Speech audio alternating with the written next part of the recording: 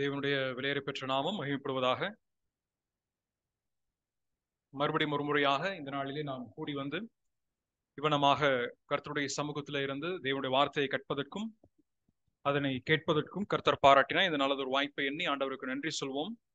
கடந்த வாரத்திலே நாம் எஸ்தருடைய புத்தகம் அதனுடைய 9ஆம் அதிகாரத்திலிருந்து நாம் சிந்தனைகளை கற்றுக்கொள்ள ஆரம்பித்தோம்.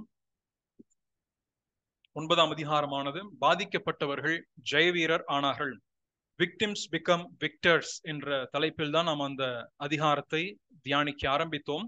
அதனுடைய முதல் 5 வசனத்தை கடந்த வாரத்தில் நாம் தியானித்தோம். Destruction and defence of Jews, யூதர்களுடைய பாதுகாப்பும் அதே போல அவர்கள் தங்களை தற்காக்கும் முறையை மேற்கொண்ட விதத்தை தான் இங்கே சொல்லப்படுகிறது. அதில் மிக முக்கியமாக நாம் கற்றுக்கொண்டது, கர்த்தர் இந்த விஷயங்களை தன் பக்கத்தில் எடுத்துக்கொண்டு அந்த எதிர்த்து வரக்கூடிய ஜனங்கள் பேரிலே ஒரு பயத்தை, ஒரு அச்சத்தை உண்டு பண்ணி அவர்களை கர்த்தர்தாமை நடுங்கச் செய்து அவர்களை இவர்கள் பட்சமாக சாயவும் அதே நேரத்தில் விழவும் கர்த்தர் வாய்க்க பண்ணினார். அதைத்தான் அதனுடைய முதல் வசனத்துடைய கடைசியிலே காரியம் மாறுதலாய் முடிந்தது. The thing that turned to contrary because God has changed the events to the side of the Jews. யூத ஜனங்களுடைய சாதகமாக அவர்கள் பட்சமாக கர்த்தர் தாமே காரியங்கள் அனைத்தையும் வாய்க்கை செய்தார் என்பதை குறித்தும் நாம் தியானித்தோம். ஆகவே நம்முடைய வாழ்க்கையிலும் கூட எதிர்பாராது இருக்கக்கூடிய சூழல்களை கர்த்தர் அனுமதிக்கும் பொழுது அதை திடீரென்று தம்முடைய சித்தத்துக்கு ஏற்றவனமாக அதனை கர்த்தர் தாமே வணைந்து நம்மை கர்த்தர் பராமரிக்கிறார். கர்த்தர் நம்மை இன்னும் அதிகமாக மெருகேற்றி தம்முடைய பயன்பாட்டிற்கென்று ஊக்குவித்து அதே போல உழைக்க செய்கிறார் என்பதை குறித்தும் இதில் நாம் கற்றுக்கொண்டோம். சரி, இந்த முதல் 5 வசனத்தின் பின்பதாக நாம் 6வது வசனத்திலிருந்து இந்த நாளில் நாம் கற்றுக்கொள்ள இருக்கிறோம். 6வது வசனம் துவங்கி 10வது வசனம் வரைக்குமாக நாம் வாசிக்கும் பொழுது அதனுடைய முன்னுரையை கடந்த வாரத்தில் நான் சொல்லியிருந்தேன். அதனுடைய 6வது வசனம் துவங்கி verse 6 to 10 onwards. The introduction was given last week where the killing of hundreds and the Haman's sons, ஆமானுடைய குமாரருடைய கொலையும் அதே போல நூற்றுக்கணக்கான நபர்களுடைய மரணமும் அந்த பகுதியில் எழுதப்பட்டிருக்கிறது. இங்க நீங்கள் வாசிக்கும் பொழுது ஏறக்குறைய 500 பேர் 6வது வசனம் துவங்கி நீங்கள் வாசிக்கும் பொழுது யூதர் இந்த சூசான் அரண்மனையிலும் 500 பேரை கொன்று நிர்மூலமாக்கினார்கள். அதே போல 7வது வசனத்திலேயும் அமதத்தாவின் குமாரனாகிய ஆமான் என்னும் யூதருடைய சத்துருவின் குமாரரான என்று சொல்லி அவனுடைய 10 குமாரருடைய பெயர்கள் அங்கே சொல்லப்பட்டிருக்கிறது. பின்பதாக அதனுடைய 10வது வசனத்துடைய கடைசியிலே ஆனாலும் கொள்ளையிட தங்கள் கையை அவர்கள் நீட்டவில்லை என்று எழுதப்பட்டிருக்கிறது. ஆகவே இந்த வசனத்திலே நாம் வாசிக்கின்ற பொழுது கடந்த வாரத்திலே சொல்லப்பட்ட வண்ணமாக இதிலே கொலை, கொன்று என்று சொல்லப்படுகின்ற வார்த்தை 6வது வசனம் துவங்கி நீங்கள் கடைசியாக இந்த அதிகாரத்தினுடைய 16வது வசனம் வரைக்கும் நீங்கள் வாசிக்கும் பொழுது ஏறக்குறைய 6 முறை இதே வார்த்தை கொன்றார்கள், கொன்று நிர்மூலமாக்கினார்கள் என்ற வார்த்தை பயன்படுத்தப்பட்டிருக்கிறது. நான் சுட்டி காண்பித்தேன். இதனுடைய 6வது வசனம், பின்பு 10வது வசனம், 11வது வசனம், 12வது வசனம், 15வது வசனம், 16வது வசனம் ஆகிய இந்த வசனங்கள் எல்லாம் நாம் வாசிக்கும் பொழுது கொன்றார்கள், அழித்தார்கள், நிர்மூலமாக்கினார்கள், they have destroyed, they have destructed, they have killed என்று சொல்லக்கூடிய வார்த்தை மறுபடியும் நீங்கள் வருகிறதை பார்க்க முடியும். பிரியமான நம்ம வேதத்திலே அறிந்த வண்ணமாக கர்த்தர் தாமே பழி தீர்க்கக்கூடிய ஒருவராக இருக்கிறார். கர்த்தர் கொன்று நிர்மூலமாகக்கூடிய ஒருவராக இருக்கிறார்.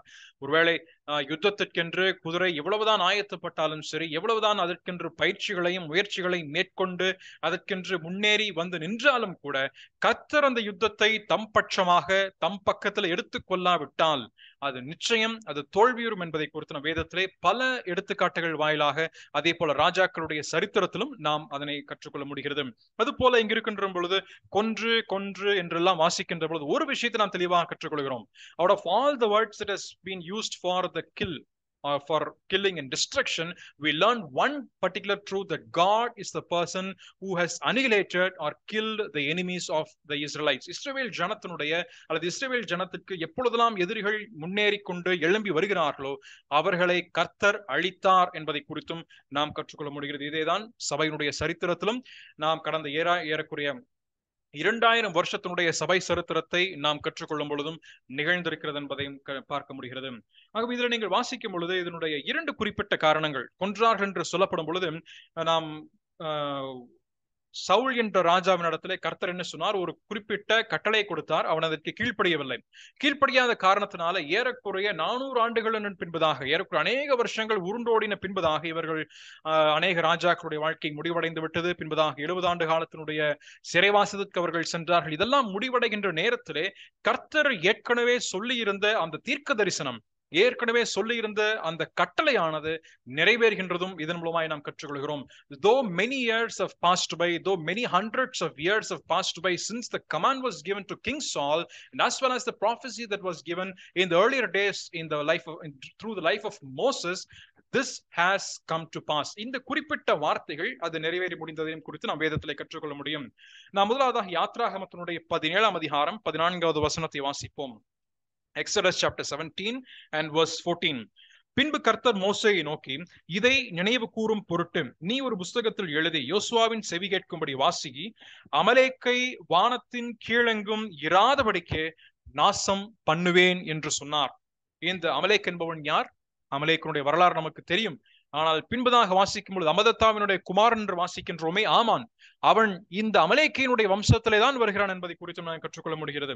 இந்த அமலேக்கியன் என்பதை குறித்து மறுபடியுமாக இதே மோசே எழுதும் பொழுது உபாகமத்தினுடைய புத்தகம் 25ஆம் அதிகாரம் அதனுடைய 17 முதல் 19 வரைக்குமாக இருக்கின்ற வசனத்திலே நான் வாசிக்கும் பொழுது, Deuteronomy chapter 25 verse 17 to 19, அதுல நீங்கள் வாசிக்கும் பொழுது அதிலும் கர்த்தர் மறுபடியுமாக அழுத்தம் திருத்தமாக சொல்லக்கூடியது என்னவென்றால், kill the Amalekites. அந்த அமலேக்கியரை நீங்கள் கொன்று போட வேண்டும். எகிப்திலிருந்து புறப்பட்டு வருகிற வழியிலே அமலேக்கு தேவனுக்கு பயப்படாமல் உனக்கு எதிராக வந்து நீ இளைத்து விடாய்த்திருக்கையில் பின்வரும் உன் பாளையத்துள்ள பலவீனரை எல்லாம் வெட்டினான் என்பதை நினைத்திரு. You just remember what these men of Amalekites have done when you are full of weary, when you are tired. அதே போல உன் தேவனாய கர்த்தர் நீ சுதந்திரித்துக் கொள்ள உனக்கு கொடுக்கும் தேசத்தின் சுற்றுப்புறத்தாராகிய உன்னுடைய சத்துருக்களை எல்லாம் உன் தேவனாய கர்த்தரை விலக்கி இளைப்பார பண்ணும்போது நீ அமலேக்கின் பேரை வானத்தின் கீழெங்கும் இராதபடிக்கு அழிய பண்ண கடவாய். இதை மறக்க வேண்டாம். Just remember and don't forget it. இதை மிக தெளிவாக கர்த்தர் ஏற்கனவே உபாகமத்தினுடைய புத்தகத்திலும் யாத்ராக புத்தகத்திலும் தெளிவாய் கர்த்தர் கட்டளையாக இஸ்ரவேல் ஜனத்திற்கு பிறப்பித்திருக்கிறார். இந்த கட்டளையைத்தான் ராஜாவாகிய சவுலிடத்திலே ஆண்டவர் கொடுத்தார். ஆனால் ராஜாவாகிய சவுல் 1 சாமுவேலுடைய புத்தகம் 15ஆம் அதிகாரத்திலே அவன் செய்த காரியம் என்ன?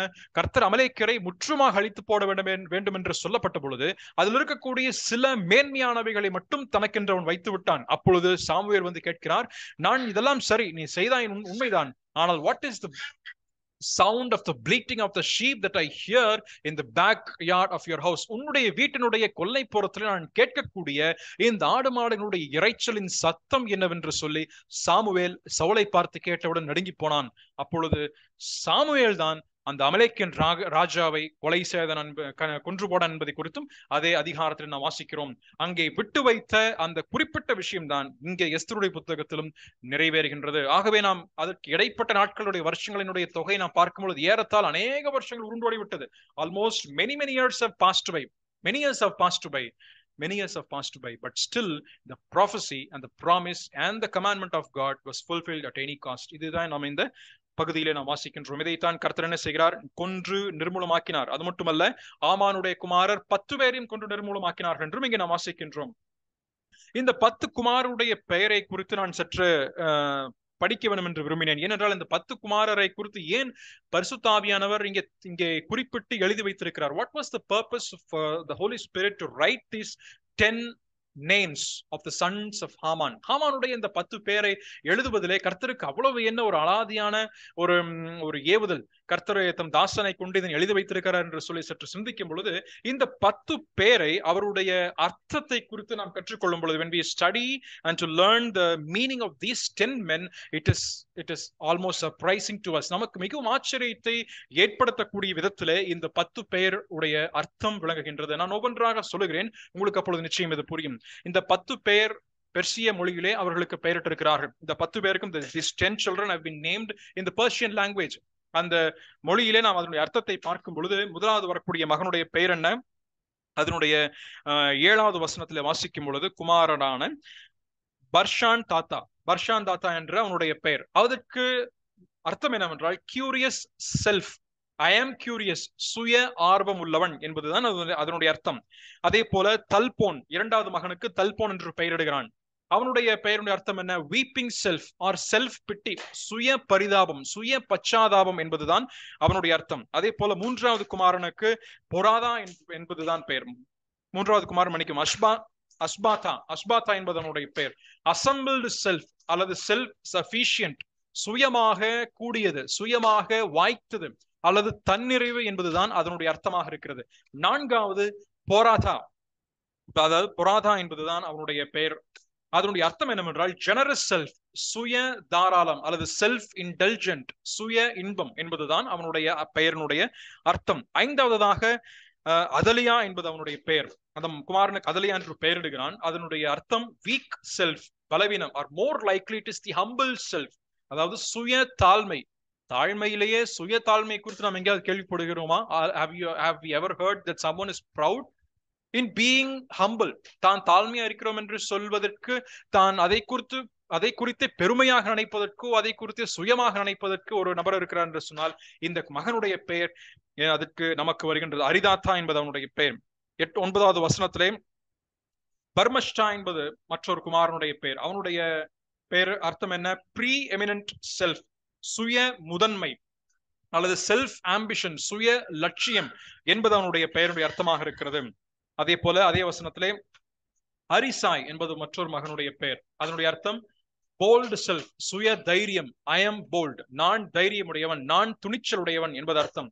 அதே போல 9வது வரக்கூடியவனுடைய பெயர் அரிதாய், டிக்னிஃபைடு செல்ஃப் அல்லது சுய மேன்மை. ஐ ஆம் சுப்பீரியர், நான் மேன்மையுடையவன், நான் மேலானவன் என்ற அர்த்தத்தை உடையதாக இருக்கிறது.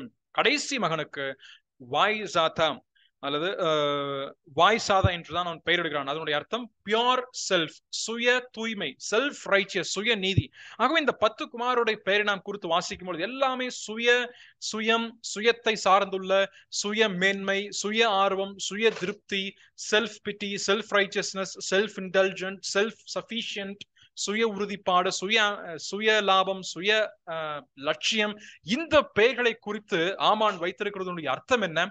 அவனுடைய மனது முழுவதுமாக சுயத்தை மையமாக இருக்கின்றது. His heart is completely filled and indulged with self.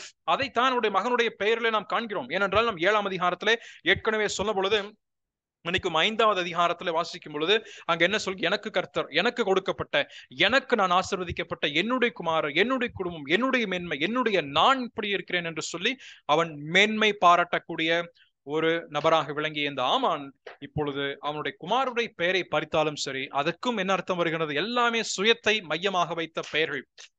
பிரியமானவர்களே, சுயத்தை மையமாக வைத்தது. when self rises up, God destructs the self. தேவன் எங்கெல்லாம் அங்கே சுயத்தை காண்கிறாரோ, சுயத்தை எந்த இடத்துல எல்லாம் அவர் காண்கிறாரோ, தன்னுடைய கண்கள் எங்கெல்லாம் அதை பார்க்கின்றதோ அந்த இடத்தை கர்த்தர் அழித்து போடுகிறார் என்பது உண்மையாக இருக்கிறது. அதைத்தான் இதன் வாயிலாக நாம் கற்றுக்கொள்கிறோம். all self will be destroyed in the presence of God at any cost. எந்த விலை கொடுத்தாயினும் கர்த்தர் அந்த சுயத்தை அடக்குவார் என்பது மிக மிக உண்மையாக இருக்கிறது. பிரியமானவர்களை, இதிலிருந்து நாம் கற்றுக்கொள்ளக்கூடிய மற்றொரு பாடம் இதுதான், சுய மேன்மை, சுய லட்சியம். சுயம் என்பது எங்கெல்லாம் இருக்கிறதோ அந்த இடத்துல கர்த்தர் நம்மை முற்றுமாக அதை அடக்குகிறார். அதற்கு முன்பதாக நம்மை நாமே தாழ்மைப்படுத்த கர்த்தர் நமக்கு கிருபை செய்வாராக. இதற்கு இணையாக மற்றும் ஒரு சரித்திரம் நாம் ஏற்கனவே ஏறக்குறைய 100 ஆண்டுகளுக்கு முன்பதாக ஹிட்லர் என்ற ஒரு கொடுங்கோலனுடைய ஆட்சியை நாம் அறிந்திருக்கிறோம். அடிக்கடி நாம் யூதருக்கு எதிராக செய்யப்பட்டிருக்கக்கூடிய வன்முறையை, வன்மத்தை குறித்து நாம் எல்லாம் கேள்விப்படுகின்ற பொழுது, அதை குறித்து வாசிக்கும் பொழுது இந்த ஹிட்லருடைய பேர் எப்படியாவது நமக்கு நம்முடைய கண்களுக்கு முன்பதாக வந்து போகிறது நாம் வாசிக்க முடியும். when we remember and talk or read about the atrocities that has happened against the Jewish nation, Hitler is one of an important personality in their history.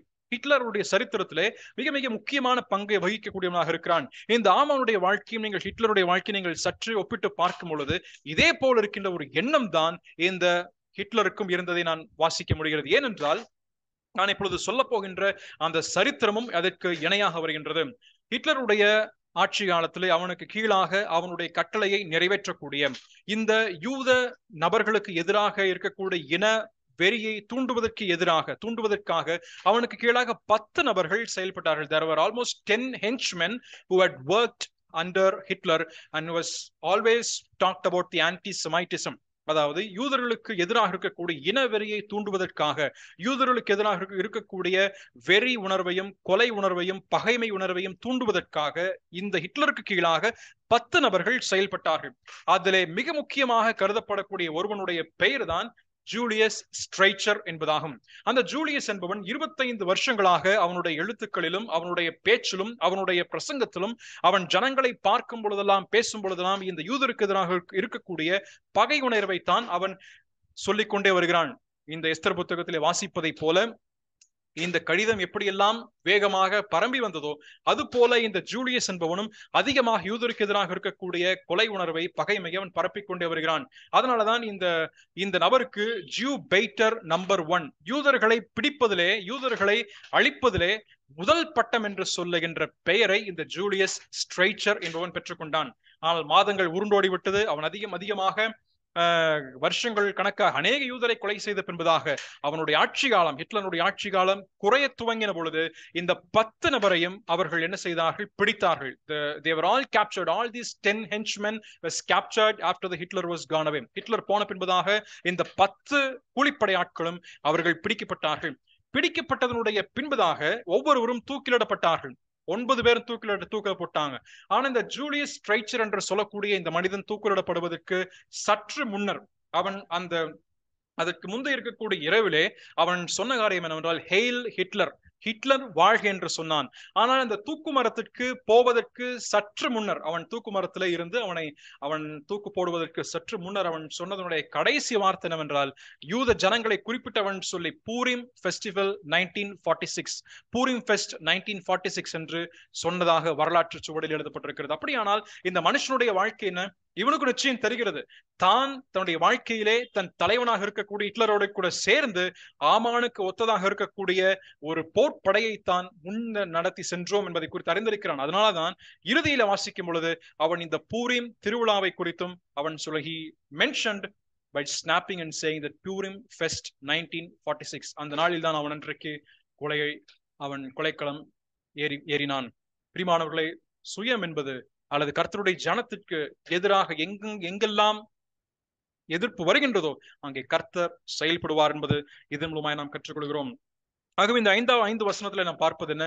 The impact of one leader, either in the life of Hitler or in the life of Haman. ஆமானுடைய வாழ்க்கையாக இருந்தாலும் சரி அல்லது ஹிட்லருடைய வாழ்க்கையை நாம் கற்றுக்கொண்டாலும் சரி, அந்த இரண்டிலும் நாம் வாசிப்பது என்ன?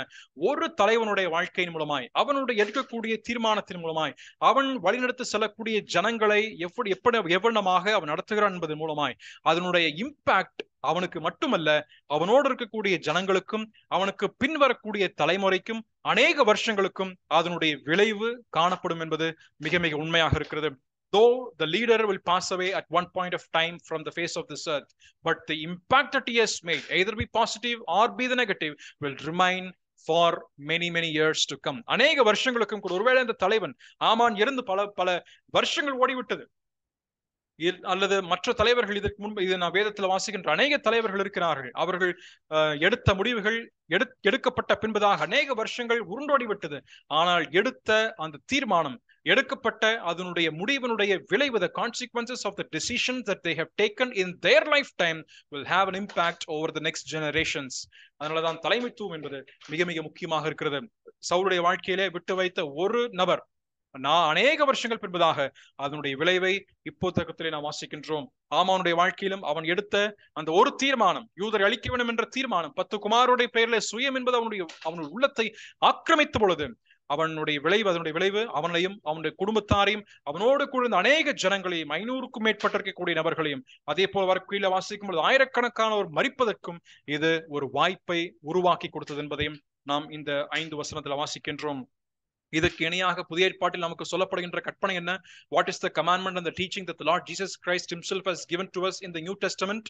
It is the demands that God has keep for us as a followers of Christ. கிறிஸ்துவனுடைய பின்பற்றாளர்களாக தேவன் நமக்கென்று என்ன கட்டளை பிறப்பித்திருக்கிறார் என்று சொன்னால், we need to give up oneself and to be humble. நம்முடைய சுயத்தை நாம் விட்டு கொடுத்து விட்டு கர்த்தருடைய சன்னிதானத்திலே தாழ்மையாக ஜீவிக்க வேண்டும் என்பதாக இருக்கிறது. அதே போல dying to oneself, நம்முடைய சுயத்திற்கு மரிப்பதுதான் உண்மையான சீஷனுக்கு அடையாளமாக இருக்கிறது. இதை நாம் ரோமர் புத்தகம் 6 அதிகாரம் 4 முதல் 8, கலாத்தியர் 2:20, அதே போல சீஷத்துவத்தினுடைய பாடங்களை நீங்கள் கற்றுக்கொள்ளும் பொழுதும் கூட தன்னுடைய சுயத்தை வெறுத்து சிலுவையை சுமக்காவிட்டால் எனக்கு சீஷனா இருக்க மாட்டேன் என்று கர்த்தர் தாமே சொல்லியிருக்கிறார். ஆகவே பிரியமானவர்களே, இதனுடைய இதுல இருந்து கற்றுக்கொள்ளக்கூடிய பாடம் என்ன? நூற்றுக்கணக்கானோர் மரிக்கிறார்கள், நூற்றுக்கணக்கானோர் வாழவும் முடியும். ஆனால் எடுக்கக்கூடிய தீர்மானம், கர்த்தர் நாம் வைத்திருக்கக்கூடிய இடங்களிலே, நாம் வைத்திருக்கக்கூடிய ஸ்தானத்திலே, வைத்திருக்கக்கூடிய பதவியிலே நாம் சரியான விதத்தில் நாம் தீர்மானம் எடுக்கும் பொழுது நிச்சயமாகவே கர்த்தர் அதை கனப்படுத்துவார். இல்லை என்றால் தவறான முறையில் தீர்மானம் எடுக்கும் பொழுது அதை கனஈனப்படுத்துவார் என்பதும் இதன் மூலமாய் நாம் கற்றுக்கொள்கிறோம். மூன்றாவதாக இதே அதிகாரம், thirdly we read from verse 11 to 15, 11 முதல் 15 வரைக்கின்ற வரை இருக்கக்கூடிய வேத வசனத்தை நாம் கற்றுக்கொள்ளும் பொழுது அதுல the defense of Jews, யூதர்கள் தங்களை தற்காக்கின்ற முறையை எவ்வளமாக அவர்கள் கையாண்டார்கள் என்றும் இதே வசனத்தில் நாம் வாசிக்கின்றோம். verse 11 to verse 15. இந்த வசனத்திலே நாம் கற்றுக்கொள்ளும் பொழுது அதிலே 11வது வசனத்தில், அன்றைய தினம் சூசான் அரண்மனையில் கொன்று போடப்பட்டவர்களுடைய தொகை ராஜ சமூகத்தில் கொண்டு வரப்பட்டது. இந்த தொகையெல்லாம் வாசிக்கும் பொழுது ராஜா இதனை பார்த்து ஒரு அதிர்ச்சி அடைந்து விட்டார். he got astonished by knowing the amount of people that were killed on that particular day. 10 குமாரரை கொண்டு நிர்மூலமாக்கினார்கள். மற்ற நாடுகளில் என்ன செய்திருப்பார்களோ? இப்போதும் உன் வேண்டுதல் என்ன? அது உனக்கு கட்டளையிடப்படும். உன் மன்றாட்டு என்ன? அதன்படி செய்யப்படும் என்றான். அப்பொழுது ராணியாக இருக்கக்கூடிய எஸ்தர் 13வது வசனத்தில் அதற்கு பதில் சொல்கிறார். ஏற்கனவே கொண்டு போட்டப்பட்ட அந்த 10 குமாரர் அவருடைய தலை தூக்கி போடப்பட வேண்டும். need to lift up the heads of the 10 sons of Haman. அந்த 10 குமாரருடைய தலை தூக்கி போடப்பட வேண்டும் என்று சொல்கிறான். அதற்கும் ராஜா சொன்னார், சரி, உன்னுடைய சித்தப்படியாக கிடவது. ஏனென்றால் இந்த தூக்கி போடுதல் என்ற விஷயமானது பழைய ஏற்பாட்டிலே குறிப்பாக யூத ஜனங்கள் மத்தியிலே மிக மிக முக்கியமாக கருதப்படக்கூடிய ஒரு விஷயமாக இருக்கிறது. 2 சாமுவேலுடைய புத்தகம் 21ஆம் அதிகாரம் 12வது வசனத்தை வாசிக்கும் பொழுது, மரத்திலே தூக்கி போடப்பட்டவன் அவன் சபிக்கப்பட்டவன் என்று அர்த்தம். 2 Samuel 21, 2 Samuel chapter 21 and verse 12.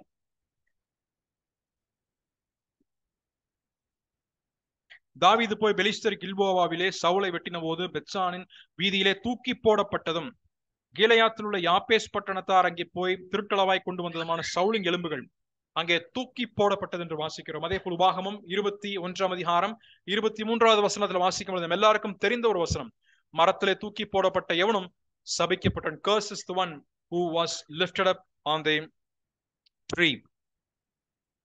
அதை அடக்கம் பண்ண வேண்டும். தூக்கி போடப்பட்டவன் தேவனால் சபிக்கப்பட்டவன், தூக்கி போடப்பட்டவன், அதாவது மரத்துல தூக்கி போடப்பட்டவன் தேவனால் சபிக்கப்பட்டவன் என்று அங்கே உபாகமத்தில் வாசிக்கிறோம். அப்படியானால் இந்த எஸ்தர் இதன் மூலமாய் தெரிவிக்க விரும்புகின்ற விஷயம் என்ன? பழைய ஏற்பாட்டினுடைய காலத்தின் பிரகாரமாக தூக்கி போடப்படுதல் என்றால் அது சபிக்கப்பட்டவன் என்பது அர்த்தமாக இருக்கிறது. ஆகவே இந்த 10 குமாரர், all these 10 men are cursed in the sight of the people. ஜனங்களின் மத்தியிலே இவர்கள் சபிக்கப்பட்டவர்கள் என்பதை உணர்த்துவதற்காக இதனை அவர்கள் செய்கிறார்கள். 14 15வது வசனத்தை நாம் வாசிக்கும் பொழுது, அப்படியே செய்யும்படிக்கு ராஜா உத்தரவு கொடுக்கிறார். இந்த கட்டளை சூசானிலே பிறந்தது. ஆமானுடைய குமாரரை அவர்கள் மரத்திலே தூக்கி போட்டார்கள். சூசானில் இருக்கிற யூதர்கள் ஆதார் மாதத்தின் 14ஆம் தேதியிலும் கூடி செய்து சூசானில் 300 பேரை கொன்று போட்டார்கள். ஆனாலும் கொள்ளையிட தங்கள் கையை நீட்டவில்லை. மறுபடியும் 300 பேரை கொன்றார்கள். 500 கொன்னாங்க, மறுபடியும் 300 கொன்னாங்க. இது கீழே நீங்க வாசிக்கும் பொழுது அநேகரை அவர்கள் கொன்றார்கள். தி டிஃபென்ஸ் ஆஃப் ஜூஸ், யூதனுடைய தற்காக்க முறையில பார்க்கும் பொழுது அவர்கள் கொன்றார். 500 பேரை கொன்றாங்க, 300 பேரை கொன்றார்கள். அதே போல இது ஜனத்திற்கு ஒரு அடையாளமாக, let it be as an identification for all the people to know that what can or what will be done when a person is completely filled with the self. ஒரு மனுஷன் சுயத்தினாலே அவன் யூதருக்கு எதிராக வரும் நேரத்தில் காண்பிக்கப்படக்கூடிய விஷயம் என்ன என்பதற்காக அவர்களை தூக்கி போடப்பட்டதும், மரத்தில் தூக்கி போடுவதும் இதன் மூலமாய் அவர்கள் செய்கிறார்கள். அடுத்தபடியாக நாம் இதே அதிகாரத்திலே 16 முதல் 19 வரைக்குமாக வாசிக்கும் பொழுது, we read from verse 16 to 19, read about the toll, death toll and summary. இதனுடைய இந்த கொன்று போட்டார்கள் என்ற விஷயத்தை நாம் 19வது வசனம் வரைக்குமாக நாம் வாசிக்கும் பொழுது, இந்த ஜனங்கள் எத்தனை பேரை கொன்றார்கள், இந்த ஜனங்களால் கொல்லப்பட்டவருடைய தொகை என்ன, what was the count or the death toll and the summary that was done by all these Jewish people என்பதை குறித்திருக்கின்ற ஒரு எக்ஸ்பிளனேஷன் தான் 16வது வசனம் துவங்கி 19 வரைக்குமாக நாம் வாசிக்க முடியும். அதிலே 16 17வது வசனத்தை நீங்கள் வாசிக்கும் பொழுது அதில் இருக்கக்கூடிய டெத் அந்த கமென்ஸ்மெண்ட் ஆஃப் ஃபீஸ்ட், அவர்களுடைய கொலை செய்யப்பட்ட விதமும், அதே போல அவர்கள் பிராணனை தற்காக்கவும் தங்கள் பகைஞருக்கு விலகி இளைப்பாறுதல் அடையவும் ஒருமிக்க சேர்ந்து தங்கள் விரோதிகளில் 75,000 பேரை கொன்று போட்டார்கள். ஆனாலும் கொள்ளையிட தங்கள் கையை நீட்டவில்லை. இப்ப ஃபர்ஸ்ட் சொன்ன கவுண்ட் என்ன? 500. அதுக்கப்புறம் எவ்வளவு கொன்றார்கள்? 300. அதற்கப்புறமாக 75,000 people. அப்ப ஆல்மோஸ்ட் 76,000 people, 76,000 ஜனங்கள் அங்கே கொல்லப்பட்டிருக்கிறார்கள். எவ்வளவு பெரிய ஒரு ஒரு ஒரு கொலை களமாக, ஒருவேளை ரத்த வெள்ளமாக அந்த நாட்களிலே அது காணப்பட்டிருக்கும். ஆனால் அப்பொழுது இந்த ஆதார மாதத்துடைய 13ஆம் தேதியில 17வது வசனத்தில் வாசிக்கும் பொழுது, ஆதார மாதம் 13ஆம் தேதியில இப்படி செய்து 14ஆம் தேதியில இளைப்பாரி அதை விருந்துண்டு சந்தோஷப்படுகிற பண்டிகை நாளாக்கினார்கள். After the death was completed, after the enemies have been succumbed to death, the commencement of feast has happened. அந்த சத்துருக்கள் அழிக்கப்பட்ட பின்பதாக இந்த ஜனங்கள் அவர்கள் இந்த விழாவை கொண்டாடுவதற்கென்று அவர்கள் ஆரம்பிக்கிறார்கள்.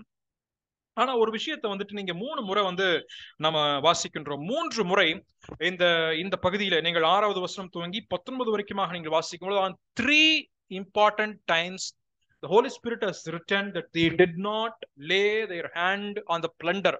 கொள்ளையிட தங்கள் கரத்தை அவர்கள் நீட்டவில்லை, கொள்ளையிட தங்கள் கரத்தை நீட்டவில்லை. ஏன் ஆண்டவர் இது 3 முறை எழுதி வைத்திருக்கிறார் என்று நான் சிந்தித்தேன். ஒருவேளை ஒரு முறை நாம எழுதினால் பரவாயில்லையே, ஏன் கர்த்தர் இதை 3 முறை இவ்வளவு அழுத்தமாக, அதுவும் குறிப்பாக ஒவ்வொரு முறை கொலை செய்த பின்பதாக இதனை கர்த்தர் எழுதுகிறார் என்று சிந்திக்கும் பொழுது, அதுல முதல் காரணமாக நாம் பார்த்தது என்னவென்று சொன்னால், more than the plunder of the wealth, அவர்களுக்கு, அந்த ஜனங்களுக்கு, அவர்கள் மற்ற தேசத்தாருடைய கொள்ளை பொருளை கொள்ளையிடுவதற்கு மேலாக தங்கள் ஜீவன் மிக மிக முக்கியமாக கருதப்பட்டிருக்கிறது. More than the plunder, their life was at stake. அவருடைய ஜீவன் காப்பாற்றப்பட வேண்டியதாக இருந்தது. அவர்கள் ஜீவனானது இப்பொழுது பணயமாக இருக்கின்றது. அதை காப்பாற்ற வேண்டும் என்பதற்காகவே அவர்கள் துணிந்து செயல்படுகிறார்கள். அந்த நேரத்தில் போய் இவர்கள் அங்கே இருக்கக்கூடிய கொள்ளை பொருளை எடுக்க வேண்டும் என்றோ, அதை மறுபடியும் எடுத்து செயல்படுத்த வேண்டும் என்றோ அவர்கள் விரும்பவில்லை. இரண்டாவது, the Jewish nation was always desired to be blessed by God. யூத ஜனங்கள் எப்பொழுதுமே கர்த்தரால் ஆசீர்வதிக்கப்பட வேண்டும் என்று விரும்பக்கூடிய ஒருவராக இருக்கிறார்கள். இது யூத வரலாற்றை நீங்கள் அதிகமாக நீங்கள் பழைய ஏற்பாடு ஆதியாகமம் துவங்கி நீங்கள் வாசிப்பீர்களானால் இது உண்மையாக இருக்கிறது. They do not, in some places, yes, they have eyed upon the other people's spoils. மற்ற ஜனங்களுடைய கொள்ளை பொருளின் மேலே ஆசை வைத்து அவர்கள் அதனை திருடினார்கள். ஆனால் அதற்கேற்ற பலனையும் யோசுவாவின் புத்தகத்தில் வாசிக்கும் பொழுது அதனை பெற்றுக்கொண்டார்கள், உண்மைதான். ஆனாலும் கூட இந்த யூத ஜனங்களை பொதுவாக நாம் சிந்திக்கும் பொழுது, they always wanted to be blessed by God. நாம் ஆதியாகமம் புத்தகத்தினுடைய 14ஆம் அதிகாரம் 23வது வசனத்தில் வாசிக்கும் பொழுது ஆபிரகாம் சொல்கிறார், in Genesis 14:23, ஆபிரகாம் சொல்லும் பொழுது அங்கே மிக முக்கியமாக, நீங்க இதையெல்லாம் எடுத்துக்கொள்ளுங்கள் என்று சொல்லி ஆபிரகாம் இடத்துல சொல்லும் பொழுது, ஆபிரகாம் அதற்கு மறுமொழியாக ஒன்றை சொல்லுகிறார். அதனுடைய வசனத்தை வாசிப்போமே. ஆதியாகமம் 14ஆம் அதிகாரம் அதனுடைய 23வது வசனம். Genesis chapter 14 and verse 23. வானத்தையும் பூமியையும் உடையவராக இருக்கின்ற உன்னதமான தேவனாகிய கர்த்தருக்கு நேராக என் கையை உயர்த்துகிறேன். 22வது வசனத்துல, யாதொன்றையாகிலும் எடுத்துக்கொள்ள, I will not take anything from you. I will not take anything from you. அவனுக்கு எதிர்த்து வரக்கூடிய அந்த சாலேமின் ராஜாவாகிய மெல்கிசேதேக்கு எல்லாவற்றையும் அவன் கொடுத்த பின்பதாக மெல்கிசேதேக்கு ஆசீர்வதிக்கிறேன் சொன்ன பொழுது, இதெல்லாம் கொடுக்கிறேன் என்று சொல்ல பொழுது, இல்ல, எனக்கு கர்த்தர் உன்னதமான தேவனாய் கர்த்தர் கொடுப்பதைத்தான் நான் விரும்புவேன் என்று சொல்கிறான். இதற்கு பின்வரக்கூடிய சரித்திரத்திலும் அநேக விஷயத்தை வாசிக்க முடியும். 3வது காரணமாக நாம் பார்க்கும்பொழுது, they are plundered. அவர்கள் கொள்ளை பொருளை கொள்ளையிட்டார்கள், இல்லை என்று சொல்லவில்லை. ஆனால் எப்பொழுது அது கர்த்தரால் கட்டளை பிறப்பிக்கப்பட்ட பொழுது மட்டும்தான் அவர்கள் அதனை செய்திருக்கிறார். They plundered only when it was commanded by God explicitly. நீங்கள் அதனை யாத்ராகம புத்தகத்தில் வாசிப்பீர்களானால், எகிப்திலிருந்து அவர்கள் புறப்பட்டு வரும் பொழுது அந்த ஜனங்களுக்கு கர்த்தர் சொல்கிறார், உங்களுடைய கரத்துல அந்த ஜனங்களிடத்துல எதையெல்லாம் கொள்ளை பொருளாக எடுக்க முடியுமோ நீங்க எடுத்துக்கோங்க. You just take whatever your hands can take from the people of Egypt. அதே போல எகிப்து ஜனங்களும் அவர்கள் அதனை கொடுக்கிறார்கள். கொடுத்த பின்பதாக இவர்கள் அதை வாங்கி கொண்டு அங்கே இருந்து புறப்பட்டு வருகிறார்கள்.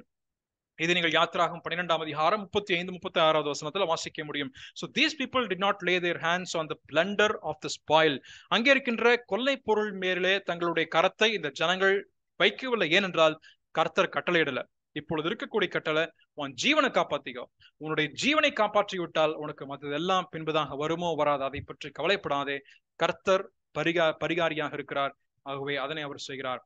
பின்பதாக 18-19 வசனத்தை நாம் வாசிக்கும் பொழுது, இங்கே it is the feast of gladness and gifts. அங்கே திருவிழாவும் அதே போல அவர்களுடைய ஒருவருக்கொருவர் ஈவுகளை, பரிசு பொருட்களை பரிமாறக்கூடிய ஒரு நேரமாக இருக்கின்றது. சூசானிலோ யூதரோ என்றால் அந்த மாதத்தின் 13ஆம் தேதியிலும் 14ஆம் தேதியிலும் ஏகமாய் கூடி 14ஆம் தேதியில இளைப்பாரி அதை விருந்துண்டு சந்தோஷப்படுகிற பண்டிகை நாளாக்கினார்கள்.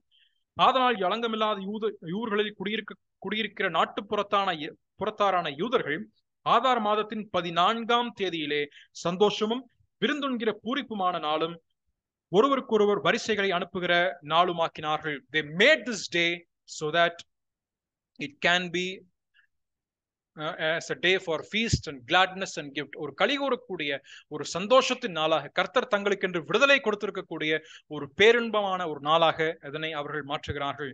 லேவியராகமம் 23ஆம் அதிகாரத்தை நீங்கள் வாசிக்கும் பொழுது இந்த ஜனங்களுக்கு 7 தேசிய பண்டிகைகள் உண்டு. There are 7 national holidays instituted by God himself. தேவன் தாமே அந்த 7 பண்டிகைகளை அவர் குறிப்பிட்டு சொல்லியிருக்கிறார். அதிலே ஒவ்வொன்றும் ஒவ்வொரு சரித்திர நிகழ்வுகளை எடுத்து காண்பிக்கின்றது. மற்றவைகள் அனைத்தும் மனுஷர்கள் அப்பொழுது சொல்லியிருக்கிறார்கள். ஆனால் அதே போல இங்க இருக்கக்கூடிய இந்த பூரீம் என்று சொல்லக்கூடிய திருவிழாவும் அதிலே ஒன்றாக இருக்கிறது. இதை மனுஷன் கொண்டு வந்தான். ஏனென்றால் இதை கர்த்தர் இந்த ஜனங்களுக்கு விடுதலை பிறப்பித்திருக்கிறார். கர்த்தர் இந்த ஜனங்களுக்கு ஒரு மீட்பை கட்டளையிட்ட நிமித்தமாக இந்த நாளை அவர்கள் கொண்டாடுகிறார்கள்.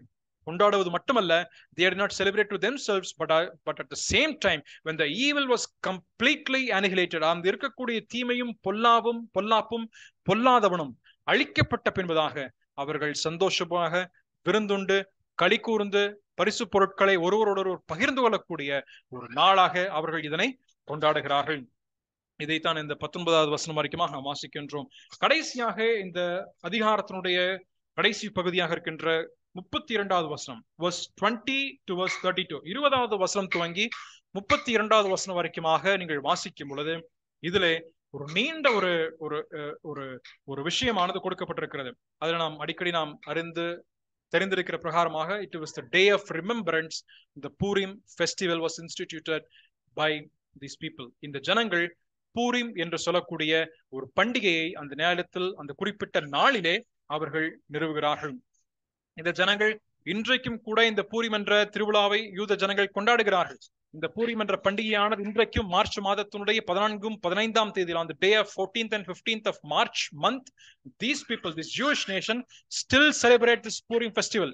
ஒவ்வொரு ஆண்டும் இந்த பூரிம் என்ற திருவிழாவை அவர்கள் கொண்டாடுகிறார்கள். ஒருவேளை நம்ம நினைக்கலாம் இது அவர்களுக்கு பாரம்பரியமான ஒரு பழக்கமாக போய்விட்டதோ. As this day become an tradition, but there are some meaning to this tradition and some meaningful tradition that happens, and this is one of the meaningful tradition. இவர்கள் பின்பற்றி வந்த பாரம்பரியங்களிலே ஒரு சிலது நிச்சயமாக அர்த்தமுடையதாக இருக்கின்றது. அது அவைகளிலே ஒன்று இந்த பூரிம் பண்டிகையாகவும் இருக்கின்றது. சரி, இந்த பூரிம் என்பது இந்த பண்டிகை மற்றும் இந்த நாளில் நாம் சிந்தித்து இந்த அதிகாரத்தை நாம் இன்றைக்கு நிறைவு செய்வோம். கர்த்தர் சித்தமான அடுத்த வாரத்திலே 10ஆம் அதிகாரத்தை நாம் சிந்தித்து நாம் நிறைவு செய்ய வேண்டும் என்று விரும்புகிறேன். இந்த பூரிம் என்ற திருவிழாவை குறித்து நாம் வாசிக்கும் பொழுது 26ஆம் வசனத்திலே verse 26ல நீங்க வாசிக்கும் பொழுது, ஆகையினாலே அந்த நாட்கள் பூர் என்னும் பேரினால் பூரிம் எனப்பட்டது. இந்த நாட்கள் என்ன நாட்கள்? இந்த நாட்களானது இவர்கள் ஏற்கனவே 9ஆம் அதிகாரத்தில் வாசித்த பின்பதாக குறிக்கப்பட்ட அந்த நாளிலே அவர்கள் யூதர்களுக்கு எதிராக செயல்பட வந்த யூதர்களை கொலை செய்ய வேண்டும் என்று வந்திருக்கக்கூடிய ஜனங்களுக்கு அவர்கள் பழி வாங்குகிறார்கள். அவர்களை கொன்றார்கள். அதன் பின்பதாக பூரிம் அல்லது இவர்கள் பண்டிகை நாளாக அதனை ஆசரிக்கிறார்கள். சந்தோஷமாக விருந்துண்ண வேண்டும் என்று விரும்பி அந்த நாளை ஆசரிக்கிறார்கள். அந்த நாளுக்கென்று இவர்கள் போட்ட அந்த பெயரினுடைய அர்த்தம் என்னவாக இருக்கிறது? பூர் என்னும் பேரினாலே பூரீம் என்னப்பட்டது. ஏன் இந்த பெயர் வந்து, what is the meaning for this word called Pur or Purim என்ற அந்த வார்த்தையினுடைய அர்த்தம் என்ன? அதை வாசித்தால் 26வது வசனத்தின் பிரகாரமாக பூர் என்றால் அது சீட்டு போடுதல் என்ற அர்த்தமாக இருக்கிறது. It means the Hebrew word means the lot.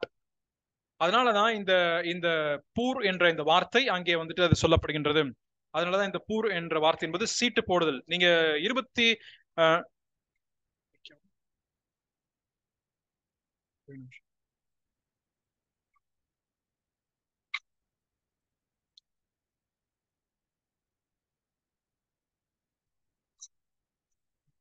24வது வசனத்தை நீங்க வாசிக்கும் பொழுது பூர் எண்ணப்பட்ட சீட்டை போடுவித்தான். 24வது வசனத்துடைய மத்திய பகுதியிலே that is the lot. They had cast பூர். அந்த சீட்டு போடுதல் அல்லது அந்த சீட்டுக்கு பூர் என்ற பெயர் இருந்தது. அது நிமித்தமாகத்தான் இவர்கள் என்ன செய்தார்கள்? அதற்கு பூர் எண்ணப்பட்ட சீட்டை அவர்கள் போட்டார்கள். பின்பதாக அந்த நாளை அவர்கள் குறிக்கிறார்கள். அது 25வது வசனத்திலே, எஸ்தர் ராஜசமூகத்திலே போய் யூதருக்கு விரோதமாய் அவன் நினைத்த அவனுடைய பொல்லாத யோசனை அவனுடைய தலையின் மேல் திரும்பும்படி கட்டளை பிறப்பித்ததினாலே அவனையும் அவன் குமாரரை மரத்திலே தூக்கி போடப்பட்டார்கள். ஆகையினாலே அந்த நாட்கள் பூர் என்று வழங்கப்பட்டது. இதுதான் இந்த விழாவை கொண்டாடுவதற்கான காரணமாக இருக்கிறது. இப்போ ஹாமன் காஸ்டட் ஆன் ஜூஸ், ஹாமான் யூதர்கள் மேலே அந்த நாளிலே கொலை செய்ய வேண்டும் என்று விரும்பினான். ஆனால் கடைசியாக அவன் போட்ட அந்த சீட்டு, அவன் இந்த யூதர் ஜனத்தின் மேலே விழ வேண்டும் என்று விரும்பி இருந்த அந்த சீட்டு, that particular lot was casted upon his own self. அவன் போட வேண்டும் என்று விரும்பி இருந்த அதே சீட்டு தன் மேலும் தன்னுடைய குடும்பத்தார் மேலும் தனக்கு சாதகமாக இருந்த 76,000க்கும் சிலுவானமாக இருக்கின்ற மக்கள் மேல் அது விழுந்தது என்பது மிக மிக உண்மையாக இருக்கிறது. நாம் நீதிமொழிகள் 16ஆம் அதிகாரம் 33வது வசனத்துல வாசிக்கும் பொழுது ஞானியான ராஜா அதனை குறிப்பிட்டு சொல்லும் பொழுது, in Proverbs chapter 16 and verse 33, சீட்டு மடியிலே போடப்படும், ஆனால் காரிய சித்தையோ கர்த்தரால் வரும். The lot is cast into the lap. இந்த ஆமான் செய்தது என்ன? இவனும் அந்த லாட்டை தான் வீசுறான். இந்த லாட்டை வீசி கடிதங்களை அனுப்பி அதே நாளில கொல்ல வேண்டும் என்று விரும்பினான். ஆனால் அவனுக்கு தெரியாத ஒரு விஷயம் என்ன?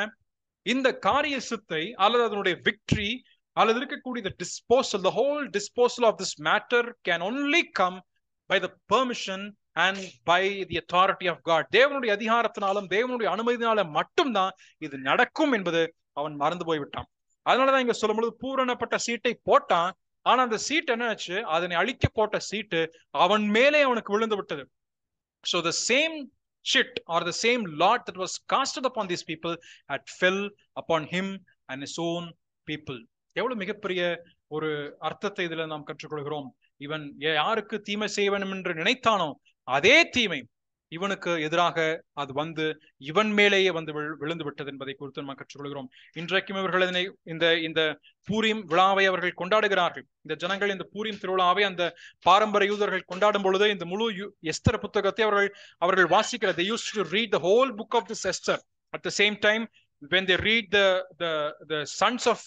the names of the sons of Haman, they read it at one stretch. ஹாமானுடைய குமாருடைய பெயர்களை அவர்கள் வாசிக்கும் பொழுது ஒரே அடியாக மூச்சுவிடம் அப்படியே 10 குமாருடைய பெயர்களை அவர்கள் வாசிக்கிறார்கள். அந்த அளவிற்கு இவர்கள் மனதிலே அது பதிந்திருக்கிறது. அடுத்து அது முடித்த பின்பதாக அதனை வாசித்து இவர்கள் நிறைவு செய்த பின்பதாக அடுத்த நாளிலே இவர்கள் என்ன செய்கிறார்கள்? இந்த ஆசரிப்பை கொண்டாடுகிறார்கள். இந்த ஆசரிப்பை கொண்டாடும் பொழுது இதனை ஏன் கர்த்தர் இதை இவர்கள் ஆசரிப்பதற்கு ஏதுவாக அனுமதிக்கிறார் என்பதை குறித்து நாம் சற்று கற்றுக்கொள்ள வேண்டும். Why is it that God allows some kind of a tradition or some kind of a feast or some kind of a day to be remembered for the generations to come? ஏன் கர்த்தர் சில நேரத்திலே சில குறிப்பிட்ட சம்பவங்களை நீங்க நினைவு கூறுவது மட்டுமல்லாமல் உங்களுடைய வரும் தலைமுறையும் அதே போல இருக்கின்ற வரக்கூடிய சந்ததியாரும் காலங்கள் கழிந்தாலும் வருடங்கள் உருண்டோடினாலும் நூற்றுக்கணக்கான ஆயிரக்கணக்கான வருஷங்கள் கழிந்து போனாலும் நினைவு கூற வேண்டும் என்று சொல்வதனுடைய காரணம் என்ன? அதைத்தான் இந்த பூரிம் என்ற விழாவின் மூலமாய் நாம் கற்றுக்கொள்ள வேண்டும். It is just a festival, அவ்வளவுதான். இது கர்த்தர் விடுதலை செய்தார், கர்த்தர் அவர்களுக்கு மீட்பை அருளினார், கர்த்தர் அவர்களுக்கு டெலிவரன்ஸை கொடுத்தார். இதிலிருந்து நாம் கற்றுக்கொள்வது கர்த்தருடைய செயல். ஆனால் அதன் பின்பதாக இதை அவர்கள் நினைவு கூற வேண்டும் என்று விரும்புகிறார்கள். they wanted to remember these days. அதனுடைய காரணம் என்னவென்றால், ஒரு சில வசனங்களை இதற்கு முன்பதாக நாம் வாசித்தால் இதனுடைய அர்த்தம் நிச்சயமாக நமக்கு புரிய வரும் என்று நான் நம்புகிறேன். யாத்ராகமம் 12ஆம் அதிகாரம் 17வது வசனம், Exodus chapter 12 and verse 17. புளிப்பில்லா அப்ப பண்டிகையை ஆசரிப்பீர்களாக. இந்த நாளில்தான் நான் உங்கள் சேனைகளை எகிப்து தேசத்திலிருந்து புறப்பட பண்ணினேன். ஆகையால் உங்கள் தலைமுறை தோறும் நித்திய நியமமாக இந்த நாளை ஆசரிக்க கடவீர்கள். கர்த்தர் என்ன சொல்கிறார்? நீங்க எகிப்திலிருந்து வந்து விட்டீர்கள். You are out of the Egypt now. But you need to remember on one thing. ஆனால் நீங்கள் ஒரு விஷயத்தை நீங்க உங்க மனசுல நீங்க நினைவு வச்சுக்கணும். இது இன்றைக்கு இந்த தலைமுறை மட்டுமே நினைவு கூறப்பட வேண்டிய ஒரு மீட்பு அல்ல. இது 430 ஆண்டு காலமாக நீங்கள் எகிப்து என்னும் தேசத்திலே அடிமைத்தனத்திலே நீங்கள் வாழ்ந்திருந்தீர்கள். அதிலே மிகவும் ஒரு வருத்தப்பட்டிருந்த நாட்களிலே கர்த்தர் உங்களை விடுதலையாக்கி உங்களை ஒரு சேனையாக ஒரு தேசமாக இப்பொழுது உருவாக்கி இருக்கின்றார். ஆகவே அதை நீங்கள் நினைவு கூறும் பொழுது இந்த நாளை நீங்கள் நினைவு கூற வேண்டும். You need to remember this day. அதே போல அதனை சொல்லும் பொழுது அதனுடைய கடைசி பகுதியில் you observe this day in your generations by an ordinance forever, நித்திய காலமாக ஒரு நித்தியமான நியமமாக நீங்கள் இதனை பின்பற்ற வேண்டும் என்று கர்த்தர் சொல்கிறார். 78வது சங்கீதத்தினுடைய 5வது வசனத்திற்கு வாருங்கள். 78 Psalm 78 and verse 5. 78வது சங்கீதம் அதனுடைய 5வது வசனம். 78ஆம் சங்கீதம் அதனுடைய 5வது வசனத்தை நாம் வாசிக்கும் பொழுது, அவர் யாக்கோபிலே சாட்சியை ஏற்படுத்தி இஸ்ரவேலிலே வேதத்தை ஸ்தாபித்து அவைகளை தங்கள் பிள்ளைகளுக்கு அறிவிக்கும்படி நம்முடைய பிதாக்களுக்கு கட்டளையிட்டார். இனி பிறக்கும் பிள்ளைகளாகிய பின் சந்ததியார் அதை அறிந்து கொண்டு அவர்கள் எழும்பி தங்கள் பிள்ளைகளுக்கு அவைகளை சொல்லும்படிக்கும். அப்ப இங்க எத்தனை ஜெனரேஷன்ஸ் இங்க வருது? ஃபர்ஸ்ட் சொல்லும் பொழுது யாக்கோபிலே சாட்சியை ஏற்படுத்தி, he had established a testimony in Jacob, அதுல ஏற்படுத்தி இஸ்ரவேலுக்கு ஒரு நியாயத்தை, ஒரு நியாயப்பிரமாணத்தை கர்த்தர் நிறுவி, அதன் பின்பதாக அவர்கள் என்ன செய்யணும்? தங்களுடைய பிள்ளைகள், ஒரு ஜெனரேஷன் கொடுக்கப்பட்ட யூதர்கள் அடுத்த ஜெனரேஷன் தங்கள் பிள்ளைகளுக்கு அறிவிக்கணும். அதே போல 6th verseல இனி பிறக்க போகின்ற பிள்ளைகள், to the generations that's come they might also know these things, அவர்களும் இனி பிறக்க போகின்ற பிள்ளைகளும் அறிந்து கொள்ள வேண்டும். ஏன்னா அவங்க எழும்பி, யாருக்குன்னா அவங்க பிறக்கவே இல்லை, இனி வரப்போகின்ற பிள்ளைகள், the generations who is going to come, the children are not yet born, அந்த பிள்ளைகள் எழும்பி வந்து அவங்க என்ன பண்ணுனா அவங்க பிள்ளைகளுக்கு சொல்லலாம். எத்தனை ஜெனரேஷன்ஸ் இங்க சொல்லப்படுகிறது? It is just the one testimony that was established at Jacob. யாக்கோபிற்கென்றும் கர்த்தர் நிறுவி கொடுத்த அந்த சாட்சியை, இந்த நியாயப்பிரமாணத்தை அவர்கள் சந்ததிக்கு மட்டும் இல்ல, அவர்கள் பிதாக்கள் ஒப்புவித்த சந்ததி, அடுத்த தலைமுறை, அதற்கு அடுத்த தலைமுறை, 3-4 தலைமுறைக்கும் இவர்கள் இதை சொல்ல வேண்டும். ஏனென்றால் இதனுடைய முக்கியத்துவம் இதனோடு முடிவடைந்து போவதல்ல, அநேக தலைமுறையாக இவர்கள் சொல்ல வேண்டும். கர்த்தர் இவர்களுக்கு என்று செய்திருக்கக்கூடிய மீட்பை தலைமுறை தோறும் அவர்கள் சொல்லிக் கொண்டே இருக்க வேண்டும். அதனாலதான் சங்கீதக்காரனாகி தாவீது 34ஆம் சங்கீதத்திலே சொல்லும் பொழுது அதனுடைய 14வது வசனம், Psalm 34, in Psalm 34 and verse 11 we read that, "O children, come, hearken to me, I will teach you the fear of the Lord." பிள்ளைகளே வந்து எனக்கு செவி கொடுங்கள், கர்த்தருக்கு பயப்படுதலை உங்களுக்கு போதிப்பேன். அப்படியானால் தாவீது எங்க கத்துக்கிட்டார் இதை? தாவீது இந்த கர்த்தருக்கு பயப்படுதலை குறித்தும் எப்படியாக கர்த்தருக்கு பக்தியாய் வாழ வேண்டும் என்பது எங்கே இருந்து கற்றுக்கொண்டார்? அவனுடைய பாட்டி, அவனுடைய தாய் தாவீது இதுதான் கற்றுக்கொண்ட விதம்.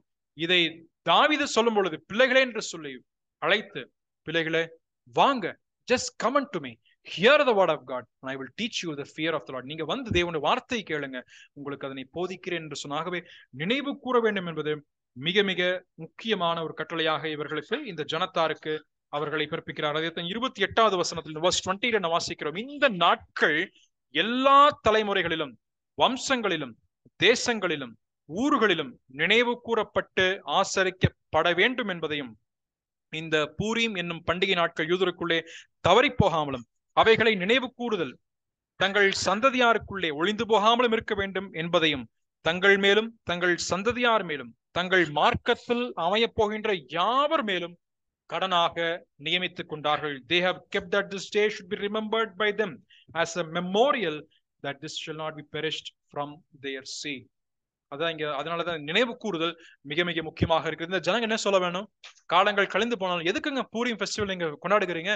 பூரீம் என்பது சீட்டு, அர்த்தம் சரிதான், ஆனா எதற்காக இல்ல? அப்ப உங்க பிள்ளைகளிடத்துல சொல்லுவாங்க, அப்பா இந்த அர்த்தம் என்ன, அம்மா இந்த அர்த்தம் என்று என்ன என்று சொல்லி கேட்கும் பொழுது, கர்த்தர் எங்களை ஒரு காலத்திலே விடுதலையாக்கியதனுடைய விதம் இதுதான்.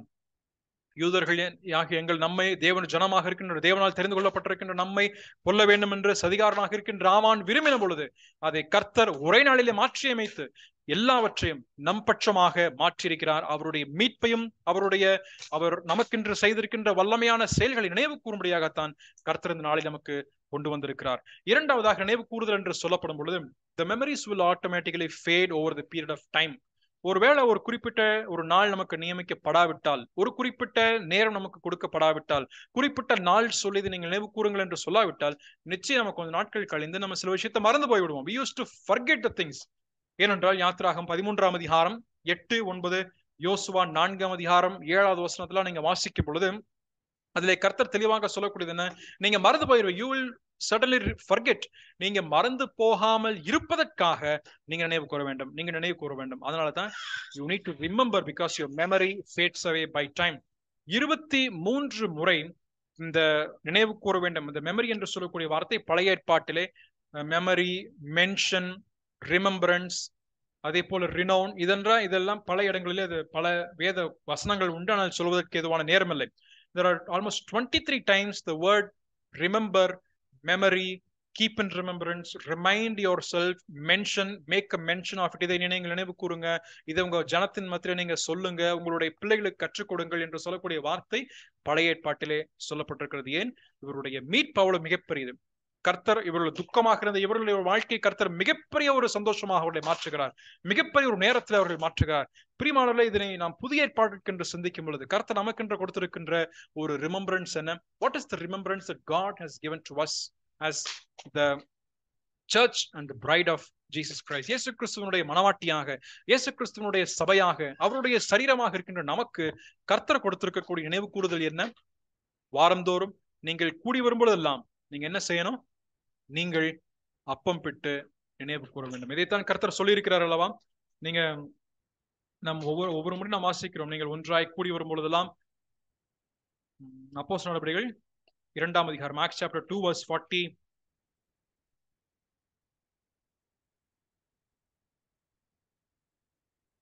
42.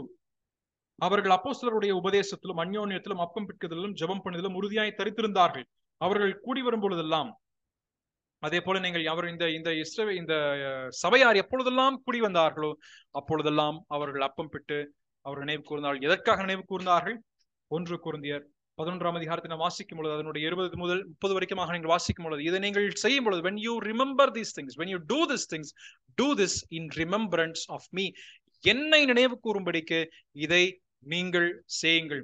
அதில் நான் வாசிக்கும் போது, ஒருவேளை இதுல நமக்கு கடந்த கால நிகழ்காலம் எல்லாம் இருக்கிறதா? 1 கொரிந்தியர் chapter 11 நீங்க வாசிக்கும் பொழுது அது 26வது வசனத்திலே, ஆகையால் நீங்கள் இந்த அப்பம் this bread, present tense, புசித்து இந்த பாத்திரத்தில் பானம் பண்ணும் போதெல்லாம், அதுவும் பிரசன்ட், கர்த்தர் வருமளவும் என்பது ஃபியூச்சர் டென்ஸ் ஆக இருக்கு, எதிர்காலத்தில் நடைபெற போகின்ற விஷயம். அவருடைய மரணத்தை தெரிவிக்கிறீர்கள், அது பாஸ்ட் டென்ஸ். ஆகவே the past, the present and the future combines in that one remembrance that God has given to us. தேவன் நமக்கு என்று கொடுத்திருக்கக்கூடிய அந்த ஒரே ஒரு ஆசரிப்பிலே கடந்த காலம், நிகழ்காலம், எதிர்காலம் ஆகிய இந்த மூன்றும் அடங்கி இருக்கிறது. இவ்வளவு மிகப்பெரிய ஒரு ரிமெம்பரன்ஸ் நமக்கு கொடுத்திருக்கு. அதனாலதான் நம்முடைய வர்ஷிப், நம்முடைய ஒன்றாய் கூடி வந்திருக்கக்கூடிய காங்கிரிகேஷனல் வர்ஷிப் என்பது மிக மிக முக்கியமாய் நாம் கருதப்பட வேண்டும். ஒருவேளை நமக்கு இது இல்லைன்னு வச்சுக்கோங்க, நாம் என்ன செய்வோம்? கர்த்தர் நமக்கு மரித்தார் என்று நம்ம மறந்து போய் விடுவோம். கர்த்தர் வெறும் துதி ஆராதனை மட்டும் முடிச்சிருவோம். கர்த்தர் நமக்கு என்ன செய்தார், நமக்கு எவ்வளவு மிகப்பெரிய ஒரு மீட்பு கொடுக்கப்பட்டிருக்கிறது, நமக்கு கொடுக்கப்பட்டதனுடைய ரட்சிப்பு எவ்வளவு மிகப்பெரியது என்பதை குறித்தும் நாம் மறந்து போய்விடுவோம். அது போல நமக்கு இந்த பூரிம் திருவிழாவை போல இவங்க எல்லாம் ஆசரிக்க கூடி வரும் பொழுது அவர்களுக்கு சந்தோஷம் உண்டு, கலிகூறுதல் உண்டு, அவர்கள் ஷேர் பண்ணிக்கிறாங்க, they enjoy together. நமக்கு என்ன? when we gather together on the Lord's Day, கர்த்தருடைய நாளில நாம் எல்லாரும் ஒன்றாய் கூடி வரும் பொழுது அங்க என்ன உண்டு? அங்கே நாம் அப்பம் பிட்டு, ஒரே அப்பத்தில இருந்து நாம் பிட்டு பங்கிட்டு புசிக்கிறோம், ஒரே பாத்திரத்திலே நாம் பருகுகின்றோம். முடிந்து we all have the fellowship in the name of the Lord. கர்த்தருடைய நாமத்திலே நாம் எல்லாரும் ஐக்கியப்பட்டு ஒன்றாய் அந்த இடத்துல கூடியிருக்கின்றோம். அந்த இடத்துல ஐக்கியம் உண்டு, அந்த இடத்துல ஆசரிப்பு உண்டு, அந்த இடத்துல அந்யோன்யம் உண்டு, அந்த இடத்துல தேவனுடைய வசனம் உண்டு, தேவனுடைய பிரசன்னம் அந்த இடத்துல உண்டு. நாம் நினைவு கூறுகின்றோம், ஒன்றாய் கூடி வந்து அங்கே சந்தோஷமும் மகிழ்ச்சியும் களிப்பும் ஒருவருக்கொருவர் பரிசுகளையும் அன்பையும் பரிமாறிக்கொள்ளக்கூடிய ஒரு நேரமாக இருக்கின்றது. யூத ஜனங்களை பொறுத்த மட்டிலே வருஷத்துக்கு ஒரு முறை இந்த பூரிம் திருவிழா கொண்டாடப்பட்டது. Almost once in a year during the month of March, this Jewish nation used to celebrate the Purim festival. But how about us? நமக்கு ஒவ்வொரு வாரமும் இந்த கர்த்தர் நமக்கு இந்த ஆசரிப்பை கொடுத்திருக்கிறார். இந்த ஜனங்களுக்கு சரீர பிரகாரமாக இருக்கின்ற மீட்பு மட்டும் தான் கொடுக்கப்பட்டது. ஆனால் நமக்கோ ஒரு ஆவிக்குரிய ஒரு மீட்பு, ஒரு கிரேட்டர் டெலிவரன்ஸ் நமக்கு கொடுத்திருக்கிறார். அதனாலதான் எபிரேயருக்கு 2ஆம் அதிகாரத்துல சொல்லும் பொழுது, இந்த மகா பெரிய ரட்சிப்பை குறித்து நீங்கள் அலட்சியமாக இருப்பீர்கள் என்று சொன்னால் வரும் கோபத்திற்கு எப்படி தப்பித்துக் கொள்வீர்கள்? If you are not careful about the salvation that was given unto you, how you will get escaped from the judgment of God. அதனால தான் அப்படி கேட்டு 2ஆம் அதிகாரத்திலே எபிரேயர்களை அவர் சொல்லி நிறைவு செய்கிறார். பிரியமானவர்களே, இதை நாம் ஒவ்வொரு வாரம் நாம் வரும்பொழுது இதை குறித்து நினைவு கூறுவோம். இதுல ஜெனரஸாக இருக்கக்கூடிய கிவிங், நாம் அதனாலதான் நம்முடைய சபையில நாம் ஒன்றாய் கூடி வரும் பொழுது காணிக்கை நாம் செலுத்துகிறோம், ஒன்றாய் கூடி வந்து ஆசரிக்கிறோம், அப்பம் பிற்கிறோம், ஐக்கியம் எல்லாம் படுகிறோம். இதைத்தான் சொல்லி இந்த 9ஆம் அதிகாரம் நமக்கு கற்றுக் கொடுக்கக்கூடிய பாடங்களாக இருக்கிறது. ஆகவே இந்த அதிகாரத்தை நிறைவு செய்யும் பொழுது இது நாம் விசேஷமாய் கற்றுக்கொள்ளக்கூடிய பாடங்கள் என்ன? They all prepared together. அவர்கள் எல்லாம் ஒன்றாய் சேர்ந்து கூடி வந்து ஆயத்தப்பட்டார்கள்.